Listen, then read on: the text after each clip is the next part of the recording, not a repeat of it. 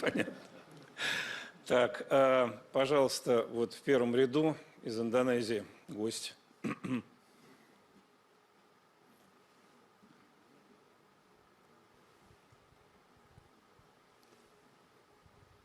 Thank you. Mr. President, I like your speech so much because I think your speech really bring the spirit of building together, building stronger, something like that, like the tagline for the G20. So we are looking forward to your visit at G20 next month. What I'm going to ask you is about the title. The title today is Post-Hegemonic World, Justice and Security to Everyone. I wonder because President Sukarno, our president, in 1955, already said that all these security alliances is dangerous to the world. You are in Security Council, China in Security Council. Do you think you and China can just file this issue of, wipe out NATO, AUKUS, the Quad, of five-power defense arrangement, everything about it together? Is that possible? Number two, your fans in Indonesia is amazing. Everybody said "ura" all the time. So my second question is, can I have a picture with you later? Thank you. Да, с удовольствием. Такой красивой женщине, с удовольствием. Значит, у нас очень добрые отношения с Индонезией на протяжении практически всей новейшей истории. И президент Видодо, когда звонит мне, он обращается ко мне со словами «брат», я ему говорю то же самое. И мы дорожим отношениями, которые у нас сложились с Индонезией. Я благодарен руководству и президенту за приглашение на двадцатку.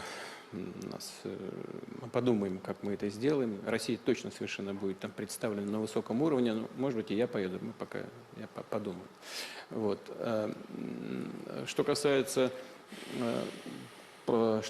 создания новых блоков в Азии, то, на мой взгляд, это попытка перенести в Азию провалившуюся систему блокового мышления из Атлантического региона.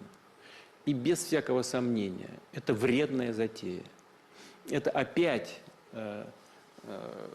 попытка дружить с кем-то против кого-то. В данном случае дружить против Китая. Мы просто не поддерживаем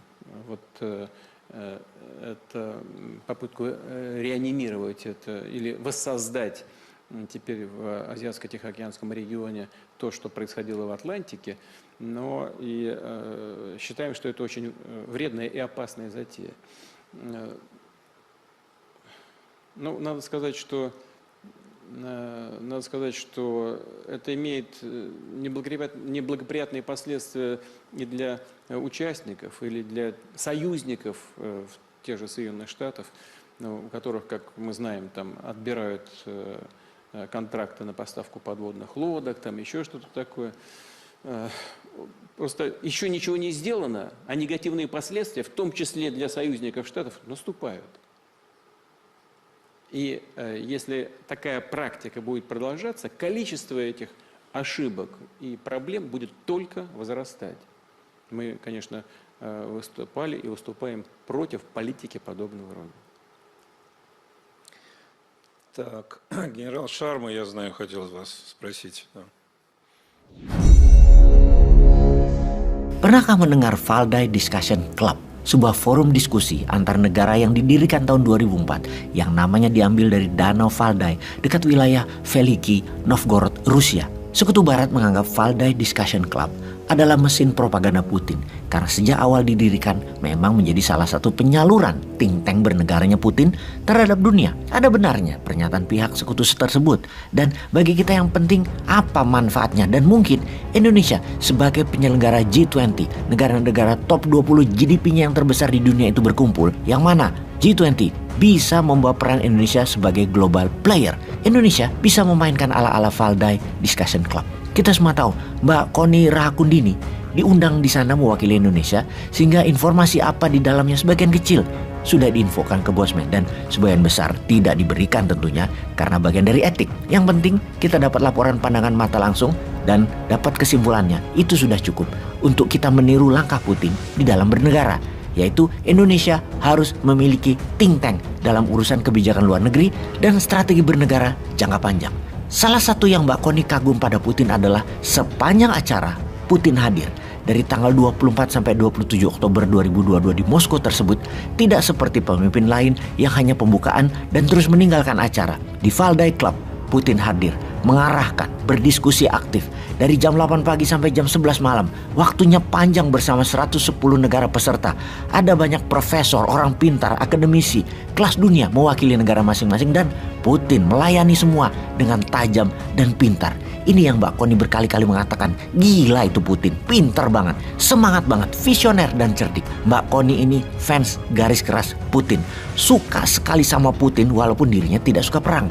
Bahkan ketika Bosman yang pro perang karena ingin dua negara besar Amerika dan Tiongkok ambyar karena perang, yang juga agar Indonesia bisa menyalip di tikungan untuk menjadi negara besar, Mbak Koni ini tetap berpendapat beda. Jangan perang karena akan merusak dunia. Itunya saya setuju, tapi perang selama bukan di homelandnya Indonesia adalah juga peluang yang dapat membuat Indonesia lepas dari cengkraman dua negara besar tersebut. Intinya dia suka sama Putin. Apa yang Putin lakukan, apa yang Putin pikirkan, dan kedalaman ilmunya Putin. Pokoknya hurra, itu aja prinsip dia. Kembali ke G20. Kita berharap pemimpin kita seperti Putin selama G20 dari tanggal 15 sampai 16 November 2022 ini aktif berdiskusi, berdialog dengan 16 pemimpin negara lainnya di forum diskusi agar terjadi konsensus Bali misalnya. Jangan sampai hanya kumpul-kumpul, tidak ada kesepakatan bersama, tidak ada resolusi, tidak ada gebrakan, tidak ada wacana atau tindakan baru. Jangan sampai menghabiskan anggaran negara demi nama yang tidak menghasilkan langkah positif merubah dunia menjadi dunia yang lebih baik. Kita Indonesia harus menjadi global player, ambil peran aktif, tiru Valdai Discussion Club. Kita bantu sedikit informasi apa tema dan resolusi dalam diskusi di Valdai Club dari tahun ke tahun. Kita ambil beberapa, ini semua tujuannya agar menjadi ide. Di tahun 2014 misalnya, temanya adalah The World Order, New Rules or a Game Without Rules. Kemudian tema Valdai Discussion Club berikutnya adalah Creative Destruction. Will a new world order emerge from the current conflict? Di tahun 2017. Russia Agenda for 21st Century di tahun 2018. The Lesson of Pandemic and the New Agenda, How to Turn the World Crisis into an Opportunity for the World di tahun 2020. Dan terakhir, Post Hegemonic World, Justice and Security for Everyone di tahun 2022 ini. Ada yang menarik dalam tema di tahun 2022 ini, yaitu A Post Hegemonic World, yang bisa diartikan secara sederhana era setelah polisi dunia, The World Order, Amerika maksudnya, akan membuat hukum menjadi adil dan membuat dunia menjadi aman untuk semua manusia. Adanya World Order oleh hegemoni Barat tidak membuat adil dan kemakmuran selama ini. Pembantaian ada di mana-mana terjadi dalam 70 tahun terakhir. Dirampok lawan-lawan negara hegemonik, digulingkan banyak pemimpin yang menentang hegemonik dengan alasan dibuat-buat oleh Barat. Seperti mereka mengatakan pemimpin yang korup, jahat, padahal mereka pemimpin yang tadi digulingkan adalah menjalankan nation interest negara masing-masing dan pastinya tidak nurut hegemoni, tidak nurut Amerika. Seperti Fidel Castro Kuba, Augusto Pinochet Chili, Khomeini Iran, Saddam Hussein Irak, Gaddafi Libya, Kim Jong-un Korea Utara, dan banyak lagi negara-negara dikonfront langsung. Namun yang lebih parah, ada juga negara-negara yang tidak diserang langsung tapi diambil kekayaan negaranya. Ini parah banget. Negara-negara lemah tersebut dikendalikan dengan misalnya dijadikan negara demokrasi, kemudian mulai mengarahkan pemimpin yang jadi adalah dipilih pemimpin yang menjadi boneka sekutu. Sebuah negara didesain peraturannya, undang-undangnya diatur, medianya diatur oleh Barat, oleh sekutu.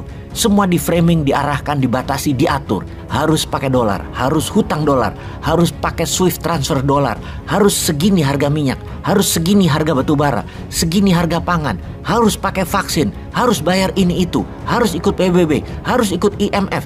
Semua dikotak-kotakan, disegregasi, dikontenkan, dipecah-pecah. Ini sudah berjalan 70 tahun yang namanya World Order oleh pihak Barat. Dalam diskusi di Valdai Discussion Club tahun ini, Putin menekankan bahwa hegemoni Barat harus disudahi. Bagi kita, terutama Mbak Koni, yang sebelum berangkat ke Moskow kita diskusi panjang bahwa kita sepakat semangat apa yang Putin katakan tersebut adalah menjalankan semangat Konferensi Asia Afrika Bandung di tahun 1955.